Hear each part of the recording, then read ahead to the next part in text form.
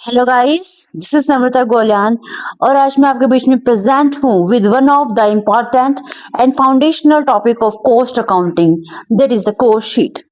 आज की क्लास में हम पढ़ेंगे कॉस्ट क्या होती है, कॉस्ट शीट क्या होती है, किसी भी मैन्युफैक्चरर के लिए इम्पॉर्टेंट क्यों है और इसकी क्लासिफिकेशन और इसके हेड्स के बारे में आज की क्लास में अपने डिस्कस करेंगे। चलिए, कॉस्ट क्या होती है? Generally in simple terms, cost is an expense or expenditure. In monetary form is cost. As you all know, to obtain anything, we have to sacrifice something. कुछ पाने के लिए हमें कुछ ना कुछ रिसोर्सेज का सेक्रीफाइस करना पड़ता है, यही कॉस्ट होती है।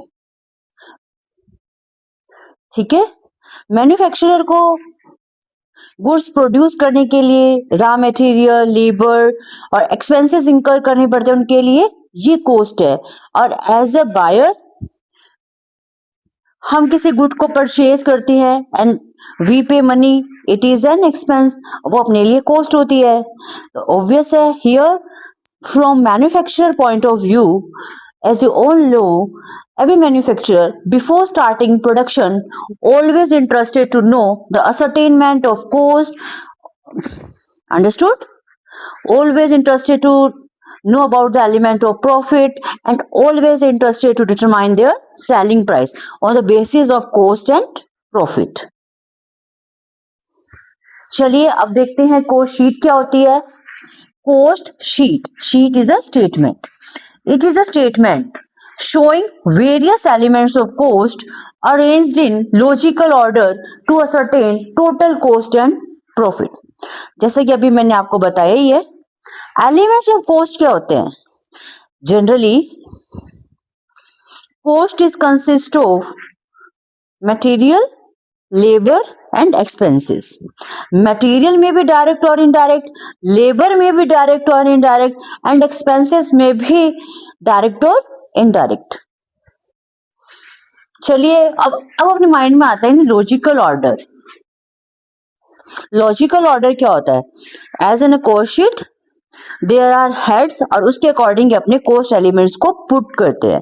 That is the logical order to ascertain total cost and profit. When total cost and profit is added, it become selling price. चलिए अब अपने कॉस्ट शीट की प्रोसेस के बारे में बात करते हैं इन सिंपल टर्म्स। सबसे पहले अपने एक्सपेंसेस को फंक्शनल क्लासिफिकेशन करेंगे, फिर then we put it into proper head as per their function and then it put it into proper format. Functional classification क्या होता है? In cost sheet, costs are divided into functions for which they have been incurred. Whether costs are directly attributable or indirectly attributable. Understood? Directly means it is the main part. और but कुछ expenses ऐसे भी होते हैं कि उनकी support चाहिए होती है, that is the indirect.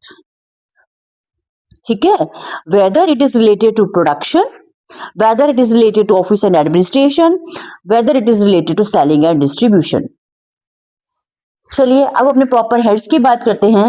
As there are 5 heads: prime cost, work cost, cost of production, cost of goods sold, cost of sales, that is the total cost, and it is the profit.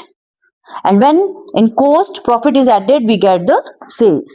चलिए एक बार देखते हैं prime coast क्या होती है। Prime cost consist of all direct material, direct labor and direct expenses. It is the summation of all direct expenses and make a prime cost. In prime cost, when we add factory overhead, we get factory cost, or alternatively we can say it is the work cost. Understood? And in work cost, we add the element of office and administration overheads. Obvious है, production को manage करने के लिए we need office and administrations. Then उसके जो overheads है वो add करेंगे, then we get the cost of production.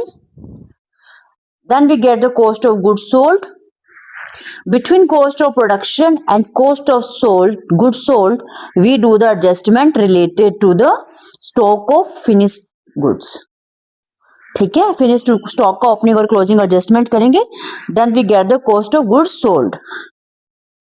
But अभी अपने पास सेलिंग एंड डिस्ट्रीब्यूशन एफर्ट्स लगाने बाकी हैं. When in cost of goods sold, element of selling and distribution overheads, obviously production sufficient नहीं होता है, उसको अपने को प्रॉपर पॉइंट तक पहुंचाना भी पड़ता है और कुछ एक्सपेंसेस इंकर भी करने पड़ते हैं. That is the selling and distribution overheads. Understood? Then it all forms total cost, and in total cost, when profit element is added, we get the sales value or selling price per unit. Manufacturer अपने Dzire के according, अपनी need के according sales value या selling price determine कर लेता है. Understood? I hope आपको अच्छे से समझ आ गया होगा. You will cooperate me in the future too. Thank you guys. Bye bye.